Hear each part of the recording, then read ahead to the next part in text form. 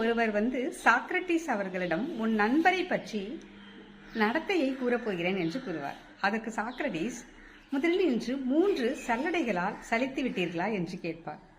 வந்தவருக்கு ஒன்றுமே புரியாது, முழித்துக் கொண்டு நிற்பார். அதற்கு சாக்ரட்டிஸ் கூறுவார், நீங்க முதல் சல்லடை, நீங்கள் சொல்ல போறிய விஷயம் உண்மையானதா என்று கேட்பார். அதுக்கு வந்தவர், எனக்கு தெரியாது, என் நண்பர் கூறினார், அதை நான் கூறுகிறேன் அப்படின்னு சொல்லுவார். ஓகே, இரண்டாவது சல்லடை, நீங்க சொல்லக்கூடிய விஷயம் நன்மையானதா அப்படின்னு கேட்பார். நல்ல விஷயமா அப்படின்னு. இல்லை, அது நல்ல விஷயம் கிடையாது, கெட்ட விஷயம்தான் அப்படின்னு சொல்லுவார்.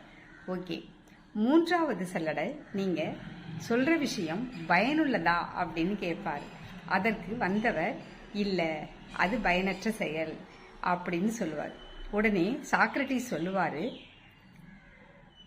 உண்மையற்ற, நன்மையற்ற, பயனற்ற சொற்களை நான் கேட்பதில்லை, நீங்கள் வந்த வழியே சென்று விடுங்கள் என்று கூறிவிடுவார். இந்த கதையை பாருங்களேன், எவ்வளவு ஒரு கரெக்டாக இருக்கு பாருங்க. உண்மையான விஷயம்தான் பேசணும், பிறருக்கு பயன் தரக்கூடிய விஷயங்களை மட்டும்தான் பேசணும், நன்மை தரக்கூடிய விஷயங்களை தான் பேசணும் அப்படிங்கிறத எவ்வளோ அழகாக சாக்ரட்டிஸ் கூறியிருக்கிறார் பாருங்களேன். இப்படி தாங்க நாமெல்லாம் நிறைய பேர் என்ன பண்ணிடுறாங்க அப்படின்னு கேட்டிங்கன்னா, அவதூறுகளை உண்மையா அது நன்மை தரக்கூடியதா பயனற்ற சொற்களை நாம் பரப்பி விட்டுறோம். அது எவ்வளவு கெடுதலை போய் மற்றவங்களுக்கு செய்யுது அப்படின்னு நம்ம யோசிக்கிறதே இல்லைங்களா? ஆக நாம்